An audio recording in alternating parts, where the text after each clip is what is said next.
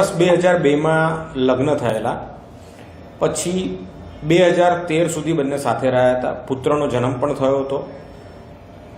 પતિ પત્ની વચ્ચે થોડા નાના મોટા ઝઘડા તો ચાલતા જ હતા, અને પત્ની એક પર્ટિક્યુલર એક ધર્મ સંપ્રદાયને ફોલો કરતી હતી, એટલે એ પોતે ડુંગળી અને લસણ ખાતી નહોતી, અને એનો ઘરમાં પણ એવો આગ્રહ હતો કે ઘરના બીજા સભ્યો પણ ના ખાય.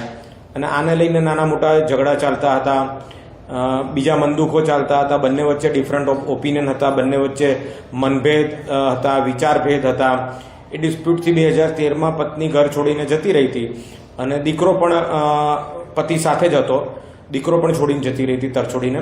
પછી પતિએ નામદાર ફેમિલી કોર્ટમાં ડિવોર્સ માટે પિટિશન કરી ક્રુઆલિટીના ગ્રાઉન્ડ ઉપર, અને નીચે ફેમિલી કોર્ટે પુરવાર થઈ છે એ ગ્રાઉન્ડ ઉપર છૂટાછેડા આપ્યા.